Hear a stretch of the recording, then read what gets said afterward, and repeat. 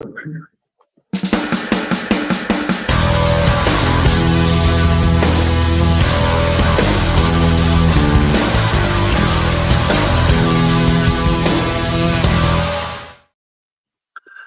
evening and welcome to San Antonio FC Fancast. My name is Harry. I will be the host of the show. Joining me tonight's Rafa. Royce may be dropping in. We're not sure. Robert is celebrating his national TV appearance with the family already, or weeping, crying in the beer at the same time. I think it's one or both. I think he was enjoying it first, and then he's probably weeping now. For those that don't know, XFL kicked off here in San Antonio with the Brahmas in front of 24-ish thousand fans, supposedly. Yeah. They looked all right on TV, especially compared to Arlington and others for that here, along those lines here. So Royce just texted that unfortunately he is not going to be able to make it today, unfortunately. So I hope all is well. But we've got 2 weeks to cover for that here. Not a lot of information still as far as player movements or anything along those lines. But we've got a player announcement, a rumored player coming in, but there's photo evidence that he's in San Antonio. They came out with a promotion schedule, and there was a 1-1 draw or a 7-1 loss, depending on how you look at it here, to Tulsa. So, but it's preseason, and Coach Marcinez already mentioned preseason's not about results; it's about fitness, it's about staying healthy, and it's working the new players coming in. So. We'll start with that there first, Rafa. You being a coach, your thoughts on preseason and kind of what's the most important thing of it? I know with Tulsa they went with the split squad, and that's why I think as SAFC tweeted out that a lot of the second on the second 60 minutes was mostly academy players. I think that got the run out. Where Tulsa still had some of their first teams in there, because I think it was Joaquin Rivas that got a hat trick, something along those lines, who's a first teamer for Tulsa. So your thoughts kind of on preseason and how that sets up? Yeah, basically like preseason, it's kind of what Marcinez said, is just for fitness and seeing what combination of players work out. You're basically just kind of testing the waters.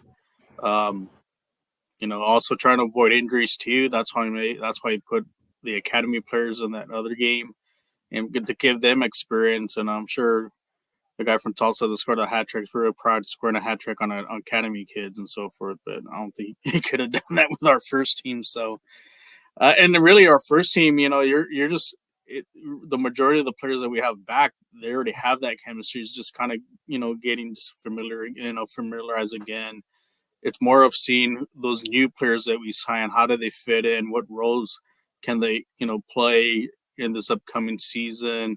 What works, what doesn't work, and also, like I said, those new players getting familiarized with the guys, to build chemistry with them, and Marcino knowing who to put in that rotation, because I'm sure, like I said, last year he had a kind of a set rotation last year, despite all those injuries we had. But that's what being a coach, you have to know how to manage that. So, yeah, as far as the 1-1 times, good result. I mean, it's good for first start, and I'm sure some of these teams, Tulsa probably needs more of the work, because, they're probably a team that has not a new players, and they're still trying a lot of new players. Yeah, they're still trying to figure out, and that's why probably they played played more into the extended game than our first team guys. So no worries on us. And like I said, it happened last year, and look, what was the end result? We ended up winning the whole thing. So it's not a biggie, but it's a good thing just to see what we have right now. So lineup wise, we don't really know in the first half. Maloney, Pirano, Azakar, Dillon, and Nico Hansen and PC is reportedly have played here. there was a goal. Right. There was a goal that San Antonio FC tweeted out here.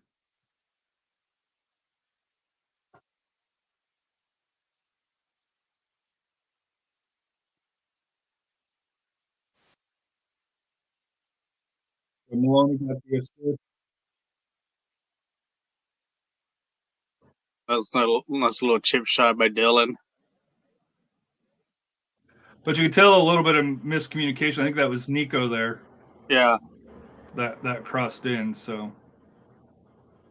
But that's gonna happen. Not, like I said, kind of not being familiarized, but hey, you had someone there that was there last year that knows it, is able to finish, and he was able to clean that up, and that's good to see. Dylan's back to form. You know, he kind of wandered. You know, I think when that injury kind of hurt them a little bit towards the end, but it's good to see him back at 100%, and you know, we really kind of rely on him and his leadership, especially up front.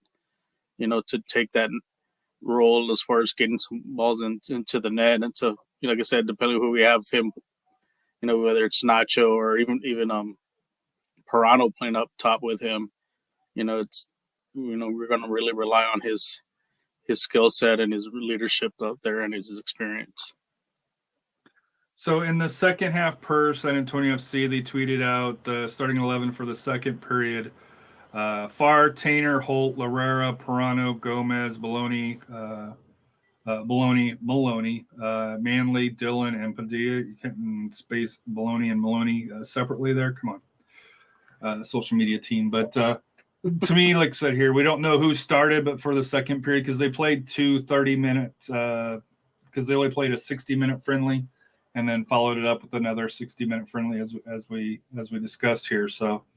Kind of interesting to see if that was the full starting lineup for all, or if there was some substitutions. I think Padilla and Holt are academy kids, right? If memory serves me correct, along those lines here. So interesting thing. Would like to say, hey, we could talk a little bit more about it. There's really not, you know, if according to.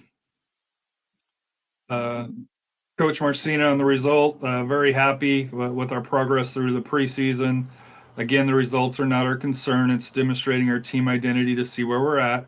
Actually, very, very pleased to see our pro players playing. I think they were fantastic. Definitely demonstrated our team identity, executed our principles very, very well.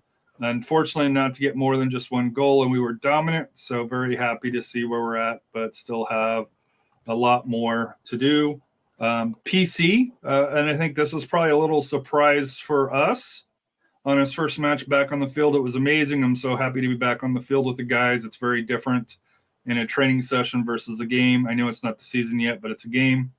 For us, it doesn't matter if it's preseason or season game. For us, every game we go 100% to win. So it was very special for me to be back with the guys. For that here. And of course, that's from Kevin Bass and SAFC.com here. So the standard media SAFC lines being put out. It's preseason, got to get those out. But how shocked were you PC was playing? I mean, I can understand like having broken ribs. It's maybe about a month or two, just depending on how injured. The one thing I was more really concerned was the spleen. You know that's a real serious injury there. We don't know what the time frame as far as healing from that, but to see that he's back playing, you know, right away, that's a great sign. Especially like I said at the beginning, for him to be hopefully start at the beginning of the season. It's a great boost because, like I said, we do need his leadership. You know, I think we kind of missed it a little bit on the playoffs, even though we took care of business. But, you know, I'm sure if we had him, like I said, especially in that final, we probably would have destroyed even Louisville even more with his presence on there because he probably would have given him fits. But it's great that we have him back and, you know, we're ready to go. And it's a good sign. Like I said, it sounds like he's ahead of schedule than what we probably thought, you know, he would be at this time. Yeah, I'll admit, because I think it was more the spleen that we thought was going to be the issue Hmm. on being able to get back out than the ribs for that here. But yeah, they mentioned 4 weeks or so. Yeah. Obviously, I think he's back a little bit quicker. Um, Now, was probably 30 minutes or so, 30, 45 minutes. I doubt he probably played both halves for that here. So just to be able to get out, get some game action um, through there. Just to give a shout out to Marcus Epps, who scored the goal for Tulsa, former San Antonio FC player, found the back of the net in a preseason match. So with Epps in Tulsa out east, hopefully he has a good season. Only other player news that we have, Mr. Carlos Mercado is back. Kind of feel bad for him personally because he was here 2021, wasn't here last year during the championship, and back for 2023. So your thoughts on bringing Mercado back and how important it is, really? Well, it's important to have a backup because last year, we had three number ones, and then we had one retire, and then one leave, To and retire. then two retire, and then we were left with just a backup that was an academy player who's still a good player, but he just didn't have, like I said, they have the experience, playing in the USL level. But until we signed Grant, but it's a good familiar face to bring back. He's more like a homegrown product. He knows the system. He knows what Coach La Madrid demands as far as goalkeeping, and shame that he missed out being part of the championship. Hopefully, maybe they'll hook him up with a medal because he does deserve one. Just kind of be starting the whole process, from the year before. But I'm glad he's back, and like I said, hopefully he gets some opportunities, and I think he'll learn a lot also from Jordan. And when the time comes and he needs to take care of business, he'll do it. I think he's got that. I think he's got that maturity. He's very vocal as a goalkeeper, and we've seen him play when he did play in 2021. He does a great job, organizing in the back and so forth. So I'm glad we got him back, and like I said, we're in good hands. Just in case something happens to Jordan, I think Carlos will do a great job, filling in his shoes when he has to. Yeah. I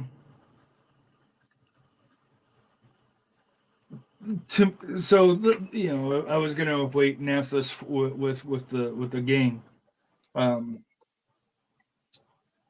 Jordan Farr's back.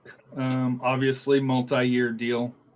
Do you think there's any chance that they would move him, during the July window, or if there's an opportunity where MLS needs a backup keeper or a keeper along those lines due to injuries? Would you be comfortable with Carlos stepping in if that took place? I think he still needs some games under his belt. Maybe that is the plan of why they signed to Jordan, for that multi-year year. I honestly think he'll finish the year with us, and then after that, if there is interest from MLS or from Europe, at least we have Carlos under the system under a year. That if he has to end up taking over for 2024, he's ready to go. But also, I think what they may need also to sign up maybe a third keeper. It's never enough to have keepers to develop and so forth because you never know. Everyone has a different style or system, but I think eventually, Carlos could be the future SAFC, kind of like Matt, yeah, with Cardoni. And I think he's every possibility of being the next Pat, taking over that leadership. If it just so happens Jordan ends up getting picked up by, like I said, by MLS or somewhere in Europe. It's something that I think we learned from Pirano, the situation with Pirano, to where if they have the ability to sign him long term, to take that opportunity, especially if Jordan has another great year, you have to wonder if he's going to be be looked at. The other kind of player news that we have, tweeted out by San Antonio FC, there is a picture here of somebody that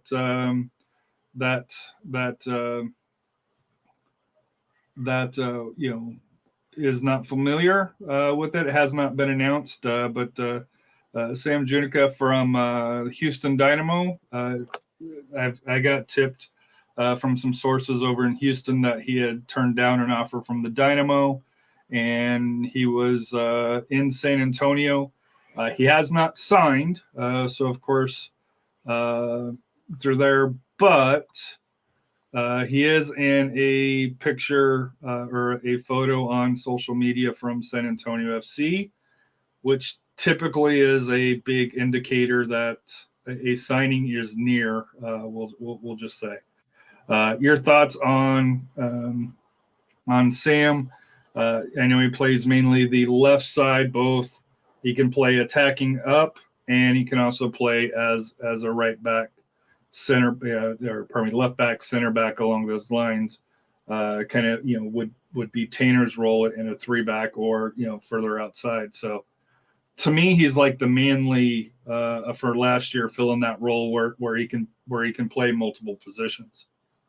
Yeah, I think that's what Marcina's looking for, especially either his back three or his wingers they can play. They're kind of like switch players. They can play any position back there, and I think he's going to be a great asset just in case, we had instances where, when Maloney was out, so we had to plug someone else back in. And, that's when we had like Jordi Delam or Salam.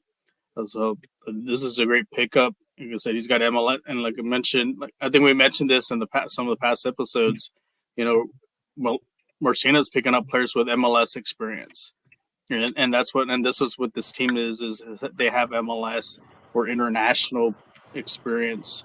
From playing with other leagues from abroad, so it fits the system that he probably more like it fits the system that we have, and he's got good size, got good speed.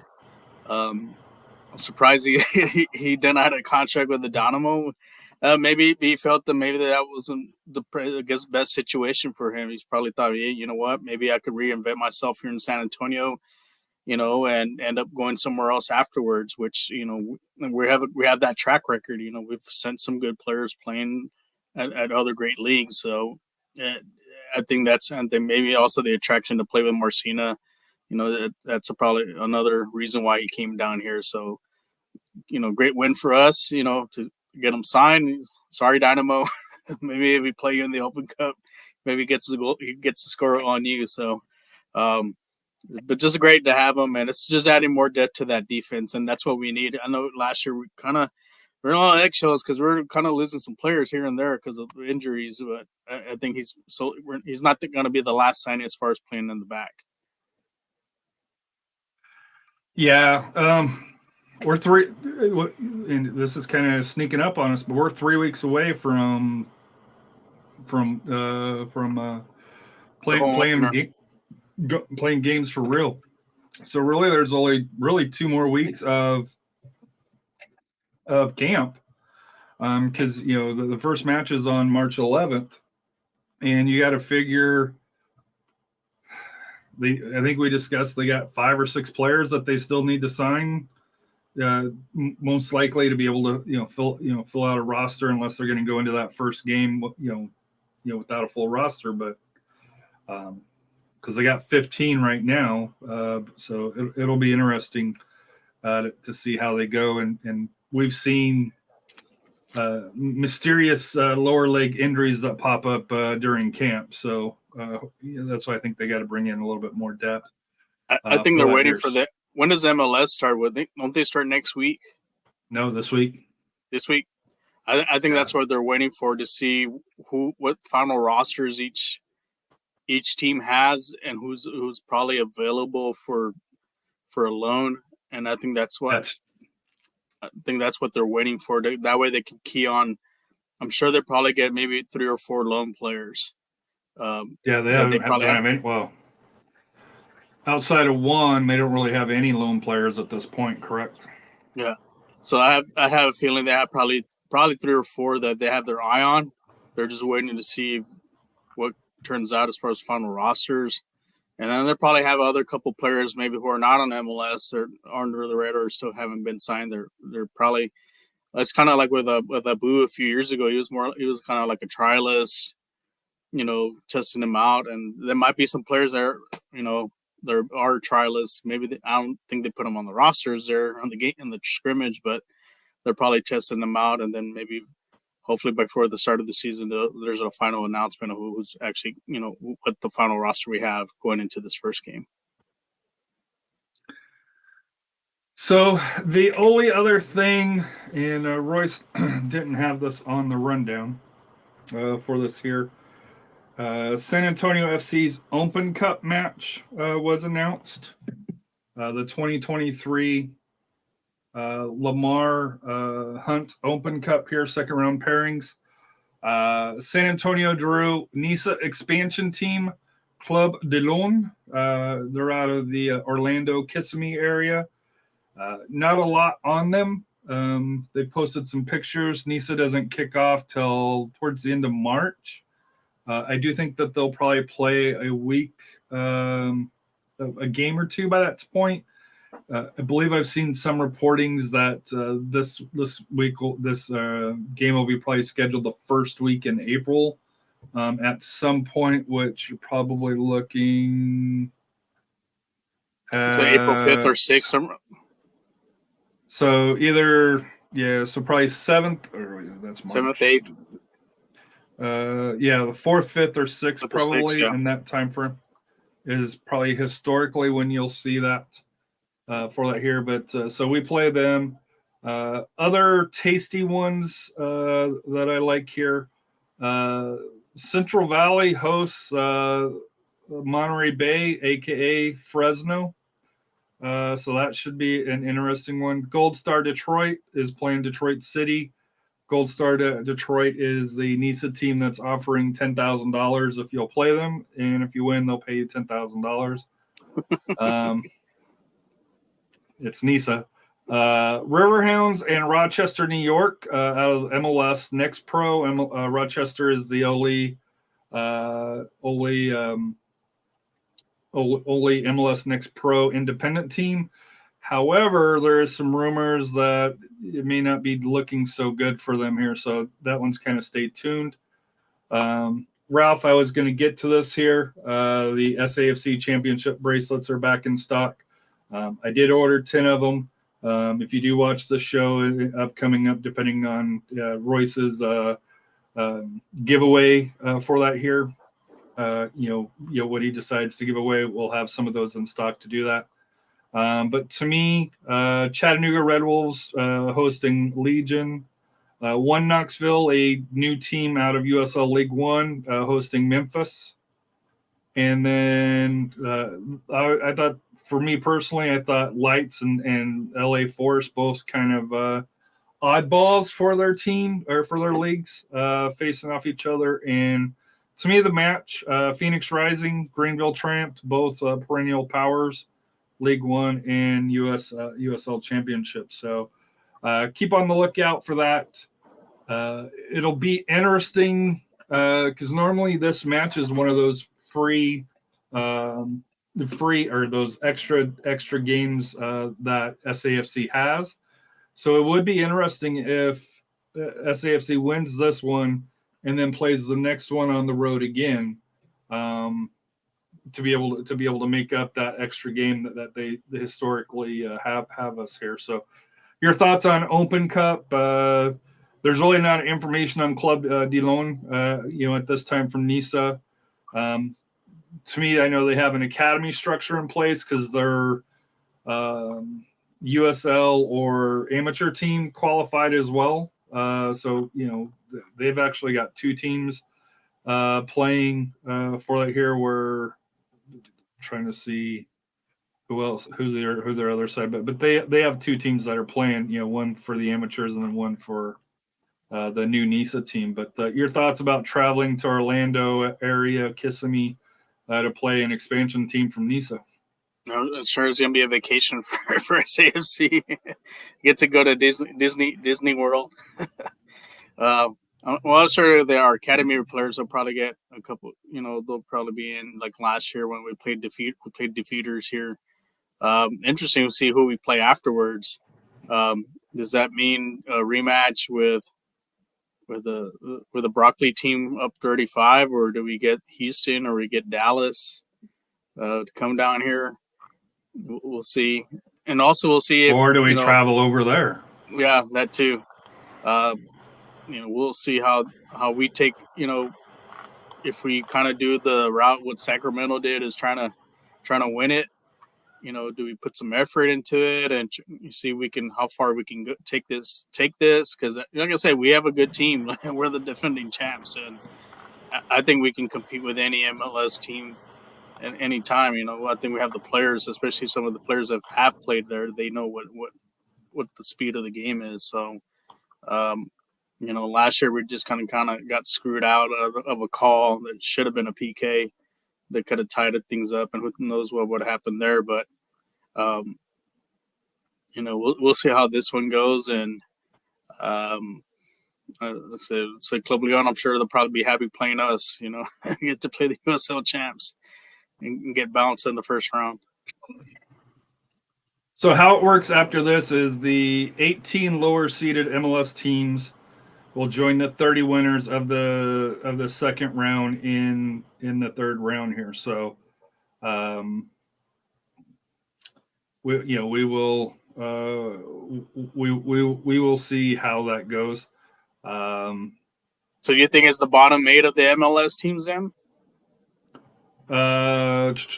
Lower 18. Lower 18, so the bottom 18 teams. So that means we probably won't see Austin FC maybe to round 3 or so we could end up. That's a good question on how they are ranked. But yeah, because Austin made the Western Conference final, so you'd probably, depending on who wins, let's say RGV wins, although they got to go to Tormentos, which is not an easy place to play. So they do typically will probably be Houston. Well, Dallas made the playoffs as well, but not the. Yeah, so could be we'd be in with Houston, San Antonio, RGV, and then. You think Sporting Kansas City? Did they make the playoffs? No, they didn't. But they'd probably be up. But you're only going to put one in one. One lots, but that'll be something that we'll be able to see. But I don't know if we would play Austin in that third round, though. I don't know if that's a great question. I might have to dig in on that to see if to see how Austin ranked. Because if they made it to that Western Conference final, I have a feeling that they'd get the bye to the fourth round. Yeah, because they finished second in the West too, so it's not like So yeah, most likely you would assume that they're 4 from the East, 4 from the West. You would assume that they're probably going to be in the we won't face them until the fourth round when they come into play. So yeah, you're probably looking at Houston or Dallas. Well, what record did Dallas? Or Dallas could be also one with Austin also waiting in the wings. So I have a feeling that it'll be one of the Houston teams, or it'll be Dynamo. I still think possibly even Sporting Kansas City, or I don't think the Rapids, right? No, Rapids. I don't think. No, we would be Houston, Houston, Kansas City, Rapids. Could see them, but I don't see them. Maybe Nashville. That's probably the furthest east. They'll probably get to play us in those Johnny Cash uniforms, the ones Matt has been raving about. Those did look nice. Yeah. Let's see if I can see. So the top 4, Dallas finished 3rd. Yeah, so they'll probably get the that Western bye Conference. Too. So, St. Louis is in the. Oh yeah, we forgot about them. So we know teams that would be Houston, Kansas City, St. Louis, Nashville. If they're going by off of standings, through there. Chicago, I Rapids. doubt. Rapids, Seattle, San Jose. But yeah, so to me, I think the MLS quadrant that we could be in, if they're going by the top 4 that finished in the league last year, for that here in the East, you'd have Philadelphia, Montreal. Montreal doesn't qualify. New York City, New Jersey, Red Bulls, and Cincinnati. So it'll be interesting because in the West you got LAFC, Austin, Dallas, and then the Galaxy finished top 4. But that might be a question that I put out to the Open Cup to see who the 8 seeded teams are through there. But yeah, I don't think we would play Austin in that third round if we get past the team from the team out of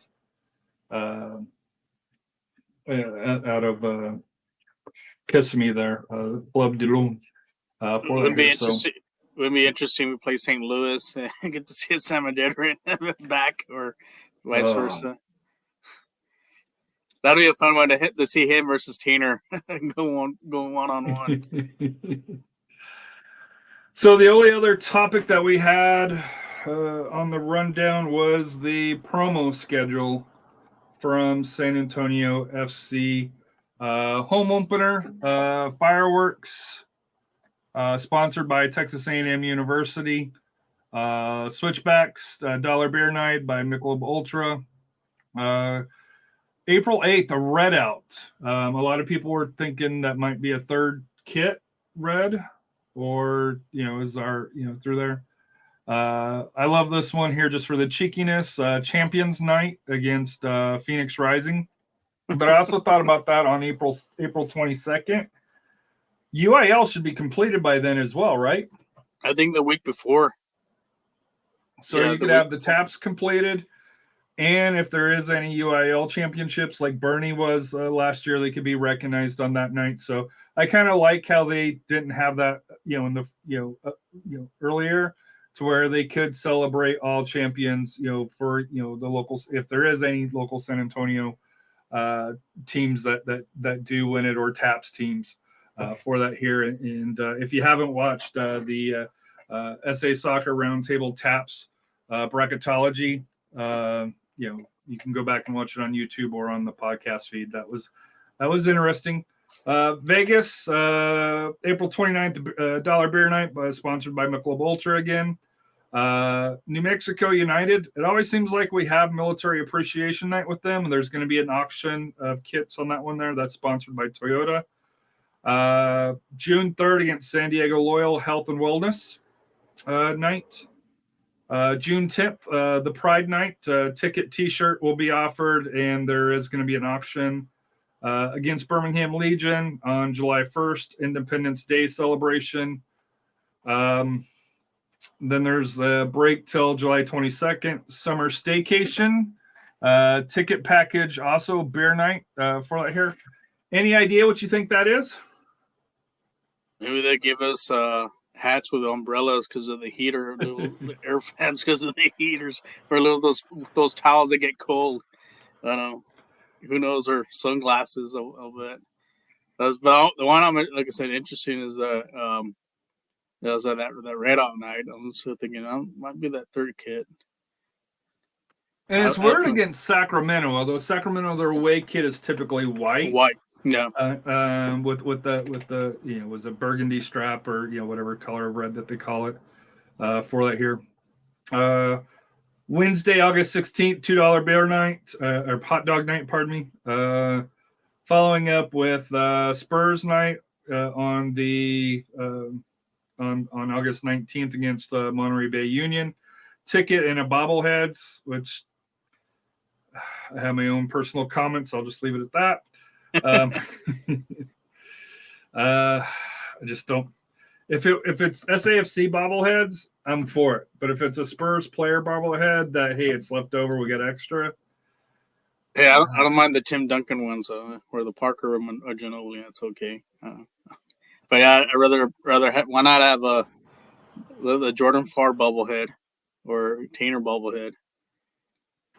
August 26th, Our City, Our Club, a celebration of soccer in San Antonio. So you figure that's going to be probably a Club Academy night going against Pittsburgh. September 16th, Hispanic Heritage Night against the Rowdies. September 23rd, Childhood Cancer, sponsored by Methodist Child Care. There's going to be an auction. And the last match, obviously, Fan Appreciation Night, sponsored by Lucky Eagle.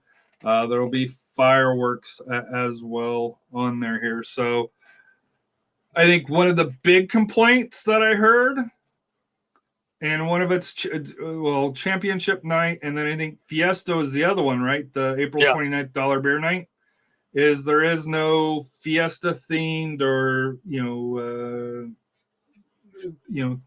promos. Your thoughts on that? Where I mean, they could have just, those dollar beer nights or hot dog nights. They could do those in every other game or something like that. You don't have to make that as a promo. They could have, to me, that one with the Our City, Our Club, I think that one should be more in the springtime in April to invite not only all the, your club teams, but also even your high school teams too, because they're technically a club team within their schools, kind of celebrate our soccer there. I think that would have been a lot better for that, right there in April. But yeah, not having switch to Vegas, because to me the Vegas match, if you switch those out along those lines here, you still get the Dollar Beer Club or Dollar Beer Night. So you can still move that over in August, along those lines. But even military appreciation, maybe you can do that, in September or October, or so September, August, September. I think that'd be good, because that way you can put Viva Fiesta Night. It always seems like we do Military Appreciation Night against New Mexico. We did that last year. No, and it's not a disrespect to New Mexico or anything along those lines. Just that was one thing that I noticed is like, oh, New Mexico's coming to town. That's typically through there. The other thing that kind of caught me, breast awareness, breast cancer awareness for the first time in a long time. Now they got childhood cancer, for that here, which I'm kind of excited to see what that means. For that here, but to me, like, so this is the first time that there really isn't a focus on breast cancer, which the 4 or 5 years that they've had, that's been a pretty consistent theme that they've had. I'm very happy that they have embraced the Pride Night. From my understanding, it's one of the most popular nights as well along those lines here. So I'm very excited about that. Independence Day on the 1st. It's with the fireworks. Could you put Military Appreciation Night that same night? Yeah, I think that'd be cool. I think that goes kind of hand in hand. I think you can do that with the fireworks, or maybe even have the Air Force there, the bases do a flyover or something. Oh, and then I forgot the Pro San Antonio celebrating our community on July 29th. I didn't mention that, against Hartford, sponsored by iHeartRadio. When Pro San Antonio, when they announced that, I thought it was the Pro SAFC podcast had their own promotion. I won't lie to you. Hey, we need the SAFC Fancast night or something. Exactly. I saw 50-cent beer. I'm sure Robert and Matt will be happy with that. It was 50-cent beer night. So, but we're 3 weeks away. What do you think about some of the, like us, I look at some of the other promos from other teams? Do you think maybe there should be kind of more giveaways, especially like with the STN, like this in the season ticket holders, not able to get some of this? Because I saw like El Paso, they're having like a flag night. They're giving everybody a flag, with the logos, and I would think, even some of the games here, like commemorative scarves for, that if you're an STM member, they should already give it to you.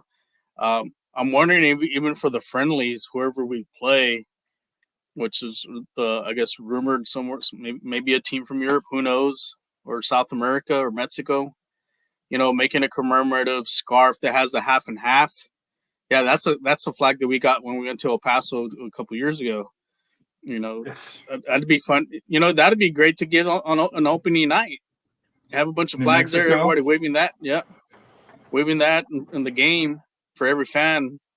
Mexico again with a championship logo. So Mexico again. So yeah, it's something that New Mexico and El Paso do quite a bit every year.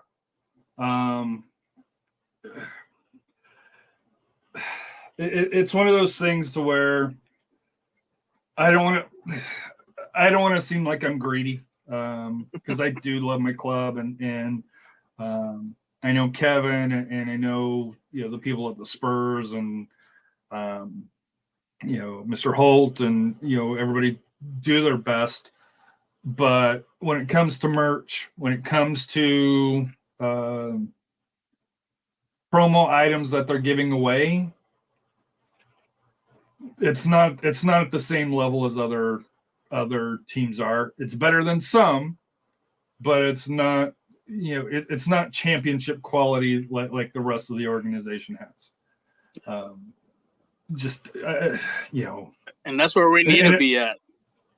And it's one of those things. I don't want to seem like I'm complaining or bitching about it, because I love the value that I get. Going to the games where we sit, because we sit in the same section. To me, it's great value, and you can't beat it. Robert may disagree with the Brahmas stuff here. I guess Matt too. I think Matt said he was at the game, but to me, it's could they do better? Yes. Could they be worse? Yes. Have I kind of accepted how they are? Probably, which is bad on me. I think it's bad on all of us, right? Yeah. But to me, if they're and where this would catch more grief, I think, is if they weren't having success on the field. Mm-hmm. If they weren't having such success on the field, I think it would be a bigger story. But where they're winning, they have a competitive product on the pitch. If it's, hey, do we want to get flags and hand out to the first 3,000 people that walk in through the stadium, or do we want to bring in a higher level center back? I'll go for the center back. But that's why you have sponsors. Bud Light can sponsor it, or Taco Cabana, whoever they have on their boards. They can do kind of like some of the Spurs have their promo nights. Sponsored by Human Credit Resource or whatever, and stuff like that. There's a reason why you have sponsorships, and you can put their logos on there, and still. I mean, it'd be cool to have like those flags in especially that first game, just to kind of intimidate the game, just to kind of get that bring a crowd to, because you want to build off the championship and bring in more people in. To me, not so much the home opener. To me, Champions Night, where you're going against Phoenix, that would be the match to give it away. There is one other thing that just popped into my mind here, and it's this match here, the Puro San Antonio FC celebrating our community, sponsored by iHeartMedia. iHeart does a lot of concerts, for that here.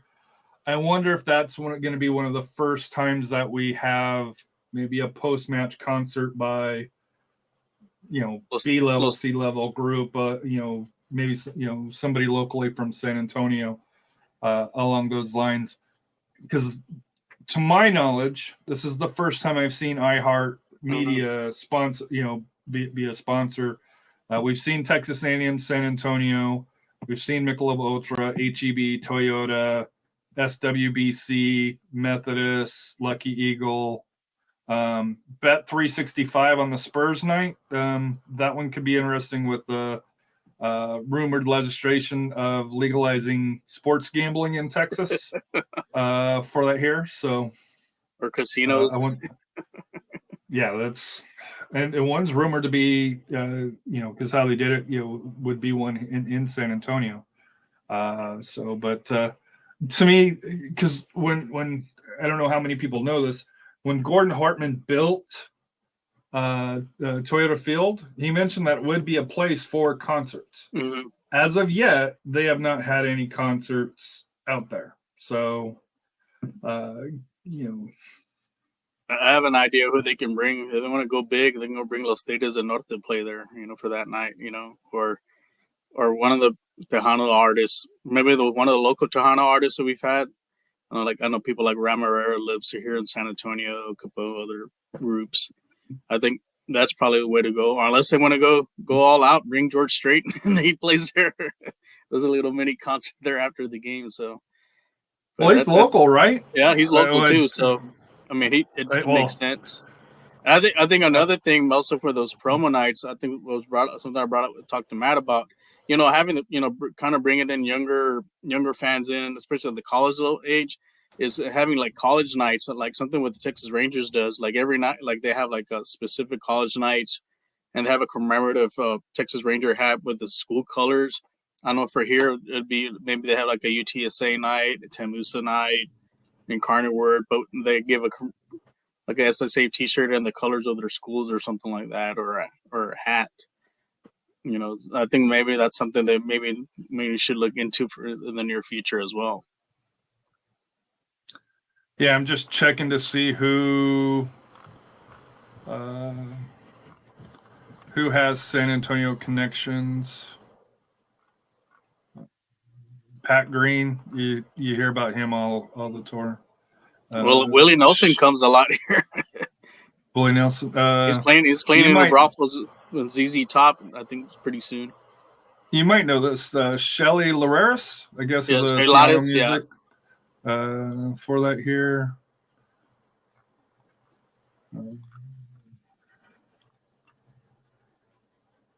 Chris Perez, I guess. Selena's ex-husband. Selena's husband. Yeah.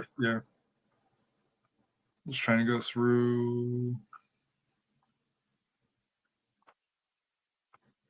And then I didn't know this until just looking this up here, but and I don't listen to her music much, but Megan Three Stallion, home base of Houston, but she was born in San Antonio and through here. So, and then of course George Strait, as you mentioned here, but I'm not sure Megan Three Stallion. Hip hop. Unless they're attracting a lot of the younger fans. That would do it, right? That would do it. And I guess Allie Brooke, she was with Fifth Harmony for that here, and she finished third place on Dancing with the Stars. So there are local artists if they wanted to go come through and have that to where it would, to me, it would be interesting, especially where it's sponsored by iHeartMedia, because they do have the pull to artists to do that. No. And especially if you wanted to, if you could get a B-level group, there's people that would come to the games just for the music. I hate to say that, but it would. Any other things San Antonio wise? They mentioned to see Coach Cano says a reminder tonight, Alan Morcina on KSAT Sports on instant replay. Yes, at 11 o'clock. I was going to record that here for that here. And I'm wondering, I had to send a message to Rudy. Oh, there's Royce. Megan the Stallion's just 2 E's.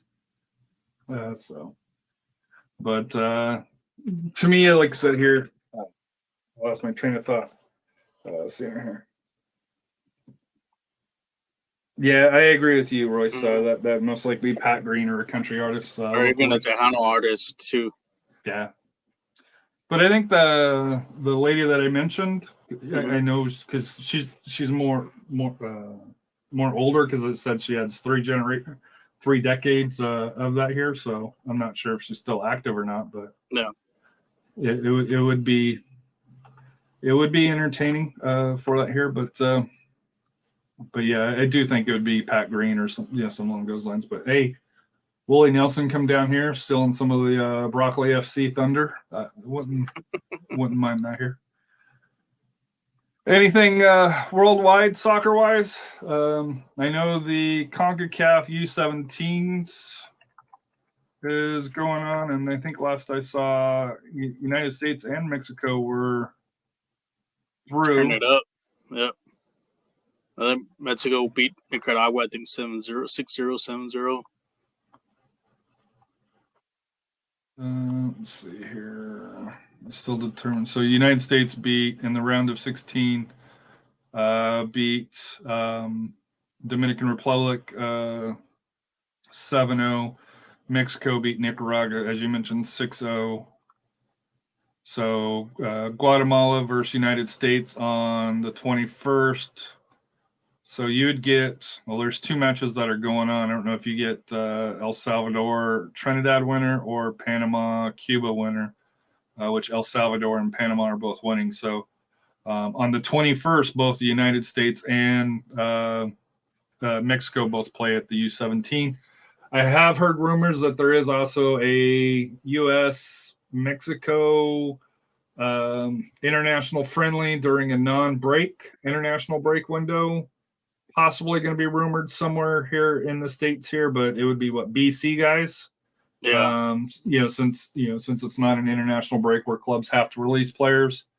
So to me, that tells me it's a money grab for Mexico or the United States. It's both. We haven't talked to you since Mexico got their coach. Your thought? I forget who the guy's name, but he was a manager in Liga MX previously, right? With Tulsa. Yeah. Your thoughts on that? I don't know. I think it was maybe a move just to get somebody now. I just don't see him in 2026. I think he's just more of a holdover for now to get the person who they really want. Now, who is that? I'm not sure. I mean, he is a good coach. He's, like I say, he's with Tigres. He's had success with Tigres, and but we'll see what he does. I know there's 2 friendlies coming up for Mexico for preparation. So we'll see what he does and the big thing is what players is he going to call up, because they really need to hit the reset button, bring in players who are hungry, willing to work hard, and then take it from there. If they kind of bring back some of the ones that just, it's already kind of past their time, then really nothing's changed. So it's just all too much any issues with both, from the Soccer Federation and the owners of the Liga MX. But we'll see what he does, and, good luck to him. But I just don't envision him being the coach there at 2026. Especially now that they don't have to do both the U.S. Mexico, and Canada don't have to do the qualifications. So, final thoughts that you have? It's final thoughts. Champions League coming up again. Real Madrid. Hopefully they take care of business with Liverpool. So we'll see how that goes. And like I said, the start of MLS coming up too as well. See this Saturday. This Saturday, see what's up, and then some great games this past week in the high school. So I'm sure we'll talk about that on Thursday. Went to one yesterday that I did live stream there at Gus. So yeah, haven't seen it, check it out. It's on our Facebook page. It was a great game. A little controversial, which we'll talk about. I'll save that. But the goal, there's some controversy on that. But overall, it was a great game, and there's some couple great games. I think this Tuesday, which I'll be in Waco this week, so I'll be filming, coming in live from Waco on Thursday. But I think Tuesday there's a big game. I believe at Ferris between O'Connor and TAF, the lady soccer. So that's going to be a Girls, barn yeah. burner of a game. So for me, I didn't see it, but I heard about it from players' parents that were on the sidelines here. There was a club tournament here in town. Game went to PKs, and then unfortunately a fight broke out, and unfortunately parents were on the pitch for that here. So if you go to a club game or high school or rec league, whatever, as parents, we don't want the kids to fight, but sometimes on the pitch, emotions get high. In listening to the parents, from a couple of parents, the referees didn't give any cards. It got physical, and he told the team he wasn't going to card anybody. So pretty much everybody took that as, hey, it's a fair game. Probably didn't control the game in the proper manner. It sounds like here, but I guess there is one parent that threw a kid down, probably trying to get him away out of the way, but just be careful because from my understanding that parent got arrested. Just it has no place in the game. It's a black eye for everybody, for the club teams, for the parents, for the referees, along those lines. So if you do go to a sporting event, SAFC, MLS, NFL, the Brahmas, club, just local game at the park, Sunday league, it's a game. Don't get yourself in trouble over something stupid along those lines here. But just stupidity, but it happens, and it's not just a San Antonio thing. We've seen it in other sports as well. But it's just a friendly reminder because, like I said, it impacted a team that AJ knows most of the players on, and I know a lot of the parents. And this is a Ian regional league, ENCL, that type of level. So just be careful on that here. So I think you're being made fun of. It's the Vince Neil haircut, not the Lord Farquhar. Our moderator Matt just shows up when the show's over, so thank you for showing up, Matt. Yeah, you did a great job moderating. Had too much fun at the Brainless game, I guess. But speaking about the parents going to kind of a little buck wild on those, I think U.S. Soccer Federation and even UIO and they do need to have some type of parent education. I know one of the clubs I used to coach to, we made the parents sign kind of held them liable for their actions and stuff, and just to avoid incidents like that. And we made it perfectly clear, hey, any issues with the rest, us managers are going to take care of that. That's none of your business and stuff.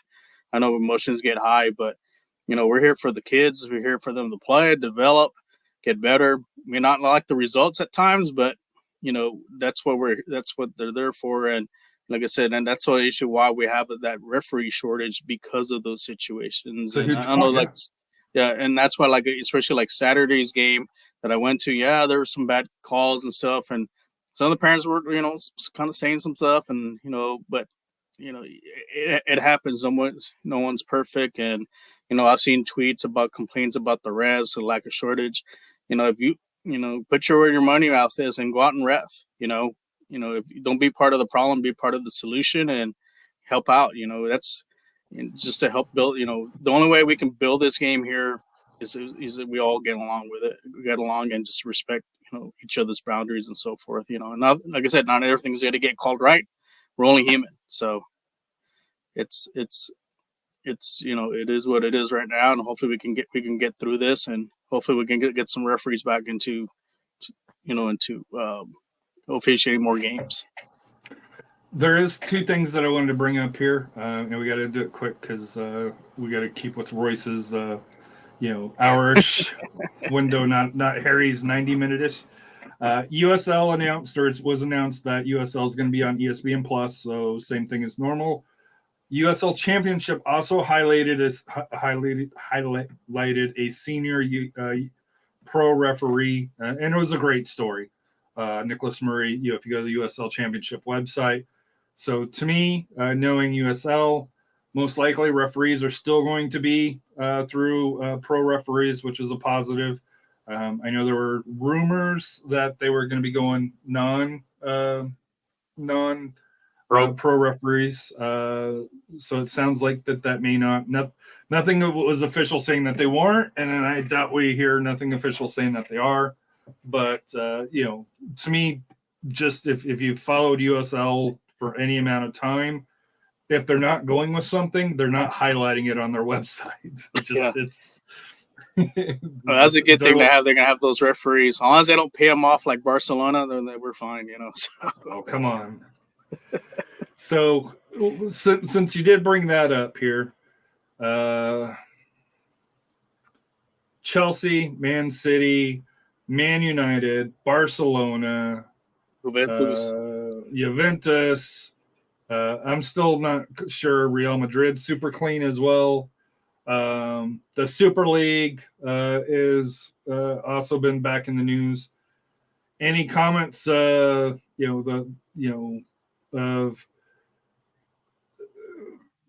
how money is ruining the sports, or that hey, we're gonna create these rules, but Man City can allegedly, and make sure I say allegedly so that way I don't get sued like what's the guy from that's or Mike Check get mad because he's a big Man City fan. Well, Mike Check would probably agree that, hey, they bent the rules, but they're getting away with it. I've talked to Mike, and he, like everybody else, is not super happy with who owns them, and it'll be very interesting because one of the Qatari people way up in the government put, I guess, a hell of a bid to purchase Man U. So if that does go through. There's another Barcelona, and the EPL's already they spent more money than the other four big leagues did combined. I think I read this last window, thanks to Chelsea. Chelsea since the last year has spent $600 million and went down. They still can't get out of the. And top. They lost to Southampton this week.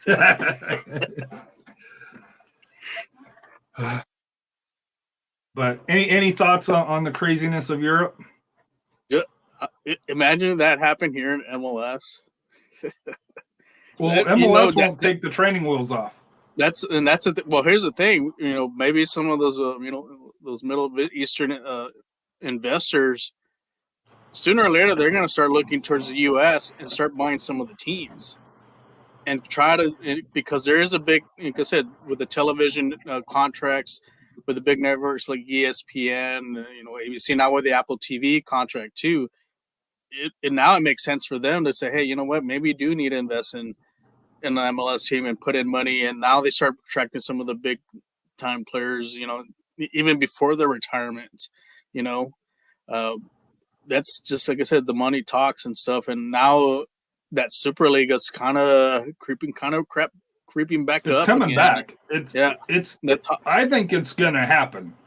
I really do think it's going to happen where you're going to, because we saw this, and you might know this a little bit better than I do. The EPL teams was a breakaway from the English Football League, right? The Premier League, because they wanted more money. This is just the next evolution in that here, where instead of just talking about England, you're talking about the top clubs over in Europe. And instead of just doing I think it was 18 or something like that, or through there, they've expanded to where it's going to be 80-ish with limited movement going up and down the pyramid for that here. So, because you can imagine the TV contract for that Super League, the bidding, there's going to be a bidding war for that, whether through ESPN, like CBS, Peacock. But they don't even have to do that. Look at Live Golf. the first year they were on YouTube. So you can't tell me that the money that's in the Middle East or the money that's in these ownership groups for a year or two can't front load it here, saying, hey, we're going to have it here. You might have 1 year where you have to go to alternative source B, and then they're going to find out, hey, this is good, and then you're going to have the NBCs, the ESPNs, okay, hey, I'll pay you now. And we're starting to see that with Live Golf as well. I think they're on CW now, and it's only going to creep up to where they're going to, it's going to be accepted more that they're going to, be on, normal golf, golf channels for that here. Yeah, it's going to be interesting. I know with Real Madrid, with Florentino, he's really adamant. I think he sees the big picture of this league and more like it'll be a success, but it's just that the other teams are not gonna, they're gonna be left out in the cold, and is that gonna ruin them financially too? If they remain in the kind of local domestic. So, you have Champions League. I know they're changing the format for that, but I think they could come with something better to make it more competitive. But we'll see what happens. But I could say, yeah, it's inching closer and closer for that to becoming a reality. And I know, like I said, a lot of the teams are just the lower teams that don't want it. So we'll see. We'll see what comes down. I mean, imagine. Well, that, like I said, that's a possibility over here too, because we have, that possible MLS Liga MX mergers. Basically, that is kind of like your Superliga right there. It is 100%. And now it comes out. I think that's the first straw. Me personally, I think right around the World Cup in 2026, they're going to announce that they're merging and creating that, creating there. And you can argue in the United States, with Canada being very young, United States still young. I know it's 25, 30 years, 96. Yep. 20, so they're not even 30 years. Almost 30 years. 30 years. Liga MX is the long term where that's 100 plus, right? So that's probably the more senior one. But if you look at the clubs and teams in Liga MX, you've got your powerhouses, but really beyond 16, I think is 16 teams, 14, 15 teams. There's a huge drop off to where they had to basically shut down the second division and hit the reset button on it, where I think if you could do it where you could have regionalized second divisions that maybe feed into it, one team from the Canadian Premier League, one team through USL, one team from Liga MX, along those lines here. For that here, I could see that starting to happen around that World Cup, because if it doesn't, and this is something that I've said about USL, if they're going to do Pro Rail, it has, to me, they've got 2 to 3 years left to do it. If not, they're never doing it. And it's all talk. Because I can see that with a merger. I mean, don't be surprised that they even included the CONMEBOL teams, like the South American teams, to make. I mean, if they're going to do that in Europe, I don't see why not have your best teams from MLS, Mexico, Brazil, Argentina, and the ones that usually compete in the Copa Libertadores end up becoming a Super League, because it's just to compete, for the money against those European teams. So that could be a possibility in the near future, as well as a stepping stone after that.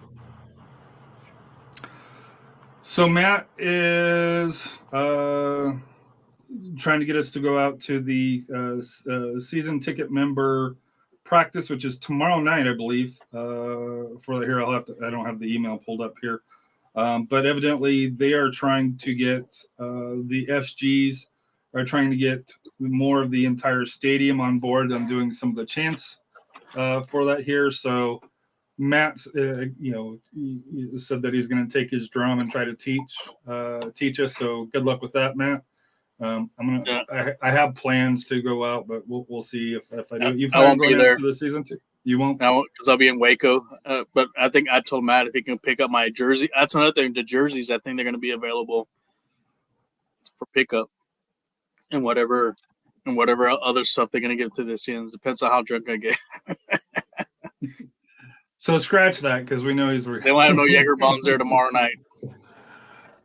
So it's a good thing you and I didn't go to the Brahmins match because Royce went, Matt went, and Robert went, and I know Matt's taking a break from the show just because he wants to do more behind the scenes stuff with that here, which is acceptable.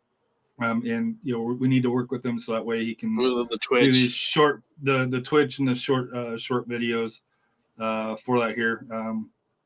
I thought it was a pretty exciting game. I know he mentioned that it sucked. The ending sucked. But I thought it was a pretty exciting game, especially for a first game, first league. Biggest news out of it, The Rock was there and announced that the XFL championship will be played at the Alamo Dome, and we know why, because people show up.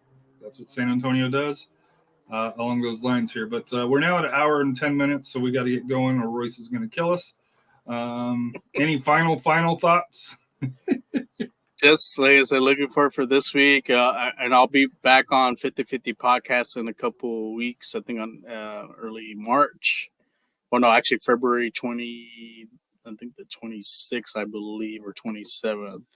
So 27th, we'll be going over Region 4, new rankings again for state, and I'm sure that with that same week we'll have rankings for San Antonio as well. There'll be some changes because there was a couple upsets. And I'm sure there'll be some this coming week too, and some surprises. So we're looking for that, and we're getting closer to our UIL bracketology. It's coming. I enjoyed doing the TAPS one, and I think there are some TAPS teams that have already played this week. So we'll see how well we do on the picks.